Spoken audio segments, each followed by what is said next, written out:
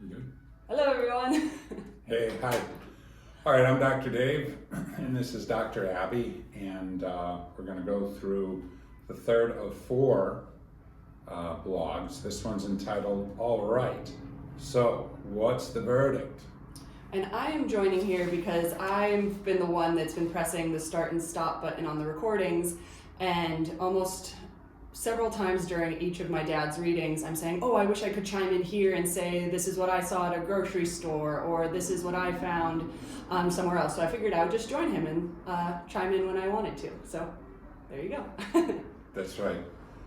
She learned that from her mom. Just cut me off. Just shut up. Okay, good. At any rate, good. All right, so hello and welcome back. So what'd you find out? Are the foods you are eating, are they promoting health and wellness, or are they worsening any health misery you might be experiencing? Or are you like most and you're really not sure what they're doing?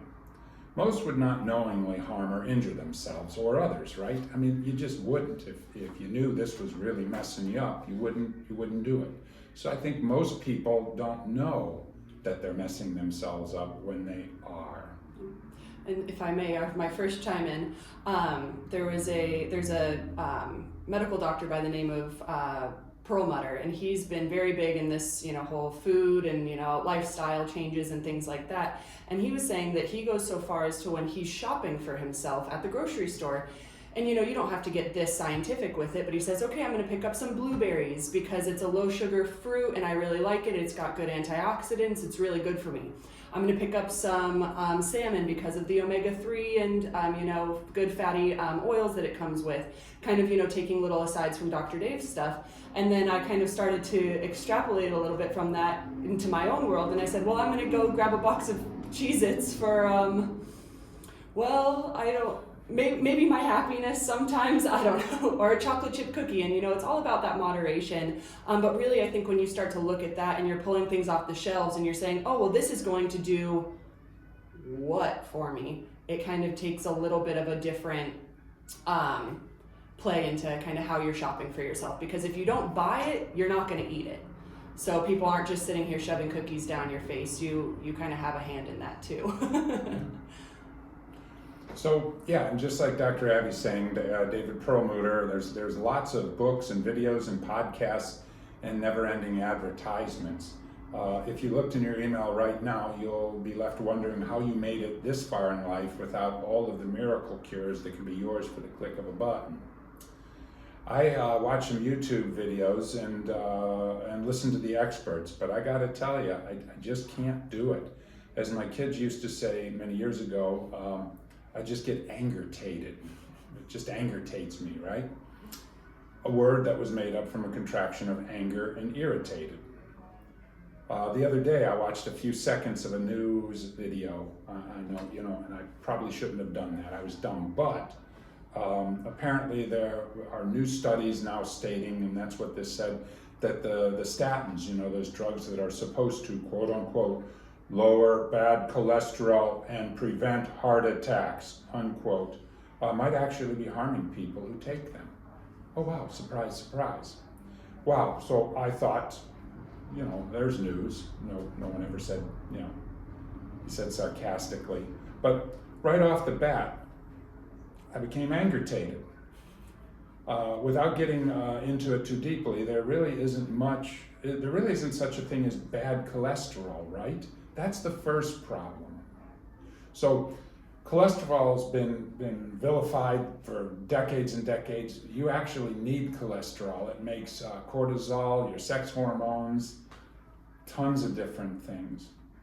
So there's not like a bad cholesterol, all right? What they're calling bad cholesterol is something called LDL, which is a low-density lipoprotein. And lipoprotein is a protein that's got a fat molecule. And the reason is that cholesterol doesn't mix with the blood because it's like oil and water. So it needs a transport vehicle, and the low-density lipoprotein is the thing that transports cholesterol throughout the body. And as it does this, it kind of gets roughed up a little bit, and when it's done, it's supposed to return to the liver and be recycled. Good. So then I think that's pretty much what I just said. Yeah, so yeah, you use it for testosterone, estrogen, progesterone, and cortisol. That's what you need it for. So statins can decrease the production of low-density lipoproteins, but that's not really a good idea because now the cholesterol can't get to where it needs to go to make the hormones. So yes, LDL, but the thing about it is LDLs can become small and dense. So they start off like a big fluffy beach ball. And as they make their routes, they become small and dense, like we said. And they need to go back to the liver and be recycled. If not, they fall out of solution and they kind of bore their way through your arterial walls and things, and then that's replaced or repaired with plaque, and that's what causes the problem. But it's not so much the LDL. You'll find that there's a couple different reasons why. Usually it's going to be that the liver's had it because of all the garbage that people eat and everything else, and it's like, we don't want these LDLs. And so there you go. So there it is. Secondly, statins have never been shown to prevent heart attacks. Isn't that interesting? Especially in people who have never had a heart attack. Now there's some that if you've had a heart attack, statins might help you a little bit, but not if you've never had one. At any rate, for many, many years, patients have been complaining that the statin drugs cause muscle pain, cramping, weakness, and things along those lines. And now the studies are showing this might be true, right? We got some dough to make here, so we're not really sure. But what about the thousands of patients who have been complaining for the past couple decades that their muscles are getting weak? We've seen people who essentially could no longer run, could hardly walk, and things along those lines because they were trying to prevent a heart attack with statins. But apparently that's just not true, because now they're finding that this might be a possibility. So the solution, and so what they've done for this is they've decided now they're going to make 2 new statins that don't cause muscle pain or cramping and everything. So I'm sure there's some out there like, oh, thank heavens, I can't wait to do that. That's going to be good. But the truth of the matter is, they don't do too much. So, yeah, there's a page missing, I think, from my thing. So the next thing is that it's supposed to lower bad cholesterol and prevent heart attacks. And they don't do that. The statins don't. Okay. There's so much more that a person can actually do to control their health and wellness, and do so naturally, and do so every single time they put something in their mouth to eat. That's what those earlier blogs were about. Just as an aside, I'm going to let Dr. Abby, she just read a thing from some Harvard study, so it looks like the whiz kids are at it again. So I always like to see kind of what is the most common information being disseminated to the people. So I just Googled ways to lower cholesterol, and the Harvard Health Publishing from Harvard Medical School said that these are the 11 foods that will lower your cholesterol. And some of them, they're kind of on the ball. They've got nuts, which are great, eggplant and okra because they're good sources of soluble fiber, fatty fish and things like that. But where they really, really have it wrong is the first thing that they say is oats. And they even go so far into this aside to say that like a bowl of Cheerios for breakfast. And if I could add something right here, these things will actually lower cholesterol. And there were big studies that were done, and what they found was that by eating these things, it definitely lowered cholesterol. The only problem is the incidence of strokes and heart attacks went through the roof. Yep. So they're finding that elevated cholesterol is not the thing that causes heart attacks and strokes and things like that. So this is another one of those things that's just going to anger-tate me. because it's crappy advice that's based on false premises, and you can't think with this. And if you follow these instructions, which I'll have Dr. Abby sort of go through, you're probably going to mess yourself up. And number 6 here is to consume vegetable oils. So using liquid vegetable oils such as canola, sunflower, safflower. And you know, if you've been following these blogs and kind of listening to what Dr. Dave's been saying, every time I say canola, sunflower, safflower, you should cringe, because those are highly, highly, highly inflammatory oils that really, really, really mess your system up. So yeah, the research says that it's about equivalent to taking a blowtorch to your arteries.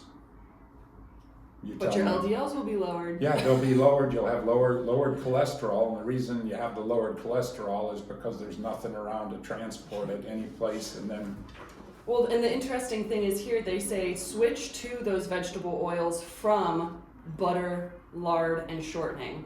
Okay. Not a huge fan of shortening and lard, but butter is an excellent source. You shouldn't be cooking high heat in it because it's not a high temperature or high heat fat, but these things that are from animal sources, animal proteins, animal fats, are actually good and nutritious for your body. This is what, if you think of this system as like a caveman system, it's what we're used to eating. It's what our bodies actually respond to, the proteins, the fats, the micronutrients from everything. It's really, really powerful for your body to be eating those things. That's really good. And it's the processed foods that will get you into the biggest amount of trouble. So let's stop all the negative talk and we'll talk about some positive things, okay? Here's what I propose, and it'll take a little while, but we'll all come out smarter, brighter, and healthier for it, okay? And it's called a food journal.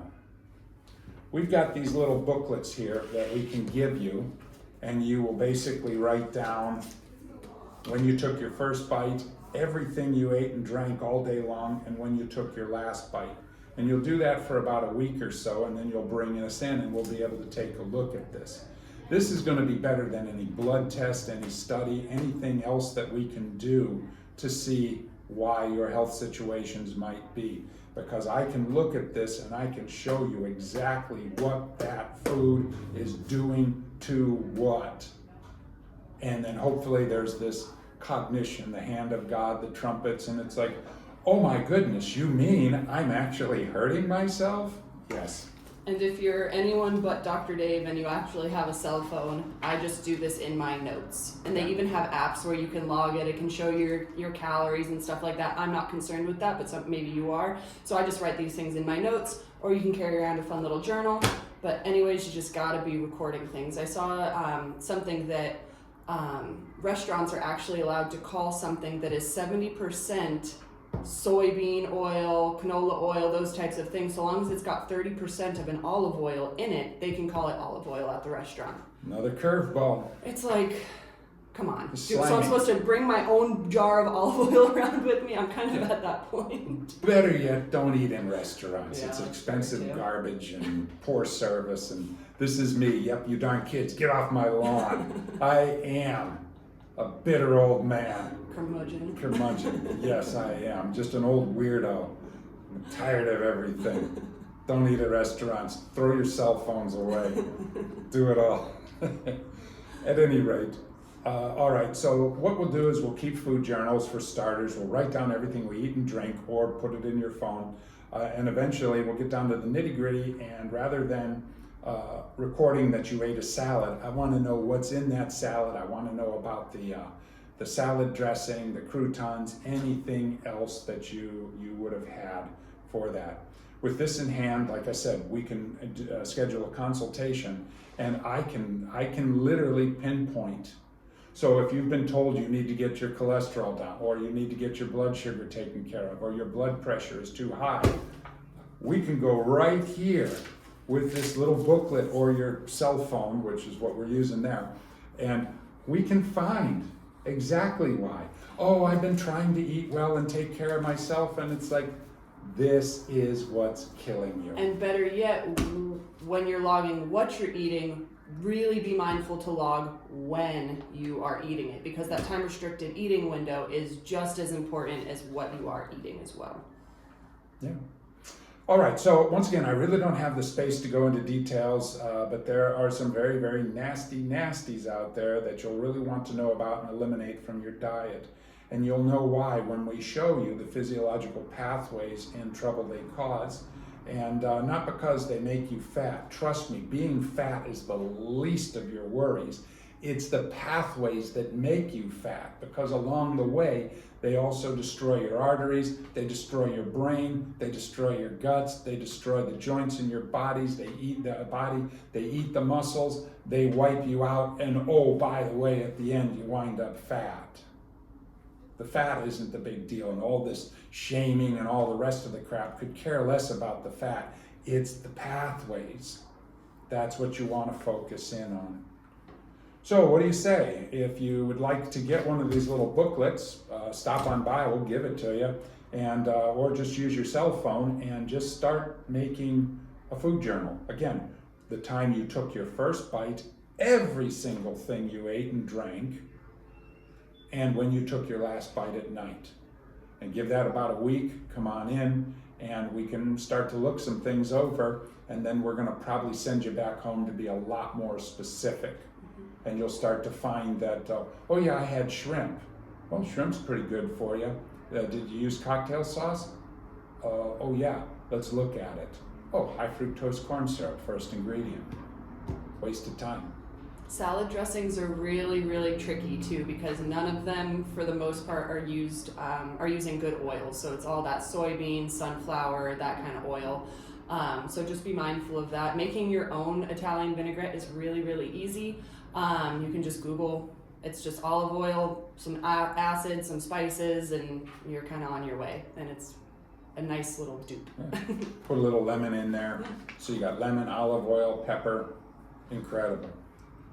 All right, so I did a food journal, and I've been working on it, and you know, pretty darn good. There's a few little things here and there, but for the most part, pretty darn good.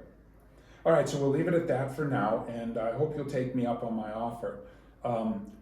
Let's see, I really don't know what else or who else is going to do this for you, and I'm talking about this food journal and evaluating the food that you eat.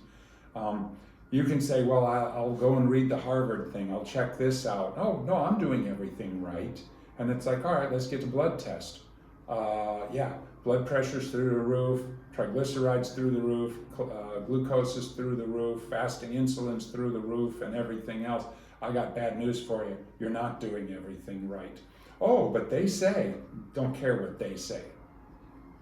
We do the food journal, and we look at each and every one of these things that you put in your mouth, because they are either going to express health and wellness, or they are going to create sickness and illness and other bad things. All right, so yeah, I mean, I don't mean to sound ominous, but really, it's just a food journal, and there's no cost to it. You know, it's not like, well, I got to figure out where to get $500 for that blood test. You don't need that blood test. Bring in that food journal. All right, so once again, and I don't have the link here, but Max Lugavere has an e-booklet that you can download, and it'll teach you how to navigate around restaurants and supermarkets by reading labels and things along those lines. And it's a clickable link on the actual website blog, so you can just click that and it'll get you right to it, and it's a really awesome resource. That's really cool. All right, so one last thing, if you would, please let us know if you like these videos. What we'll probably do is try and compact them a little bit better. Something happened and some of the blog is missing here and stuff, and it's tiny print and blah, blah, blah. Maybe we do something a little different, a little more compact. But if you really like more of the videos, we'll probably have Dr. Diane and Austin and other people from time to time chiming in. Please let us know, and we'll continue doing these. Also, if there's a topic or a subject that you want to hear about, you know, it's like, well, I know what you said about statin, but you're kind of all over the place because you were reading a piece of paper and stuff. I'd really like to sit down and have a great conversation with you about that. schedule the time and come on in, and we'll do that. So like I said, this format is not, it's just supposed to get the gears thinking and turning and get you thinking that I can do something to help myself. All right, that's us. Take care, and we'll see you next week. See you later.